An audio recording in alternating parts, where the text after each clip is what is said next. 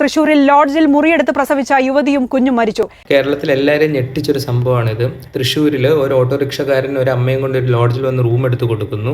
അതിനുശേഷം പുള്ളി പോകുന്നു. 2 ദിവസമായിട്ട് ഇവരുടെ അനക്കമൊന്നും കാണാഞ്ഞിട്ട് പുള്ളി ലോഡ്ജിൽ വന്ന് ഇവരെ അന്വേഷിക്കുന്നു. ലോഡ്ജിലുള്ളവർക്ക് സംശയം തോന്നി പോലീസിനെ കരച്ചിട്ട് അവർ റൂം കുത്തി തുറക്കുമ്പോൾ ഇവർ ഡെലിവറി കഴിഞ്ഞ് അമ്മയും കുഞ്ഞും മരിച്ചു കിടക്കുന്നതായിട്ടാണ് കാണുന്നത്. എന്തെങ്കിലും റീസൺസ് കൊണ്ട് അവർ സ്വന്തമായിട്ട് ബർത്ത് ചെയ്യാൻ വേണ്ടിയിട്ട് അവിടെ റൂം എടുത്തതാകാം.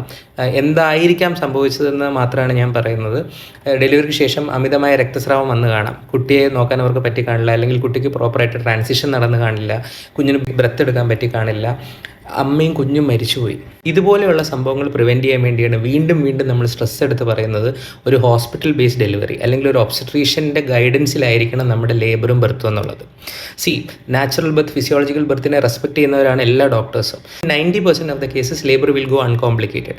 പക്ഷേ ഏത് ലേബറാണ്, ആരുടെ ലേബറാണ്, എപ്പോഴാണ് ട്രിക്കി ആവുക നമുക്ക് പ്രെഡിക്റ്റ് ചെയ്യാൻ പറ്റില്ല. ചിലപ്പോൾ നമ്മുടെ തൊട്ടപ്പുറത്തെ വീട്ടിലെ ആൾ വീട്ടിൽ വെച്ച് ലേബറായി കുഴപ്പമൊന്നുമില്ല എന്ന് പറയുമ്പോൾ എന്നാൽ നമുക്കൊന്ന് ട്രൈ ചെയ്താലോ എന്ന് തോന്നും. അല്ലെങ്കിൽ നമ്മുടെ കഴിഞ്ഞ ലേബർ ഹോസ്പിറ്റലിൽ വെച്ചായിട്ടും കുഴപ്പമൊന്നും ഇല്ലായിരുന്നു, എന്നാൽ പിന്നെ ഈ സെക്കൻഡ് ലേബർ നമുക്കെന്നാൽ വീട്ടിൽ വെച്ചാകാം, അങ്ങനെ ചിലപ്പോൾ തോന്നലുകൾ വരാം.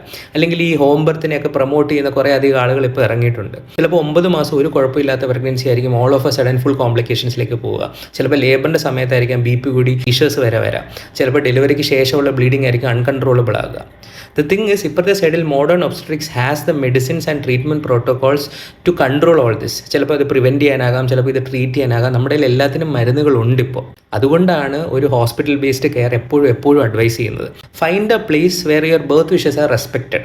നമുക്ക് വേണ്ട രീതിയിലുള്ള ബർത്ത് നടക്കുന്നൊരു സ്ഥലം കണ്ടെത്തുക, അവിടെ എമർജൻസി കെയർ അവൈലബിൾ ആണെന്ന് ഉറപ്പ് വരുത്തുക, അവിടെ ഒരു ഒബ്സ്ട്രിഷൻ ഉണ്ടെന്ന് ഉറപ്പ് വരുത്തുക, മരുന്നുകൾ എന്തൊക്കെയാണ് തരുന്നതെന്ന് ചോദിച്ച് മനസ്സിലാക്കിയിട്ട് അതിലേക്ക് പോവുക. വെറുതെ നമ്മുടെ ഒരു ഈഗോയ്ക്ക് വേണ്ടിയോ അല്ലെങ്കിൽ ആരെങ്കിലും പറയുന്നത് കേട്ടിട്ടോ നമ്മൾ ഇതിനൊക്കെ മുതിർന്നാൽ ചിലപ്പോൾ ഒരു ജീവനായിരിക്കും നഷ്ടപ്പെടുക.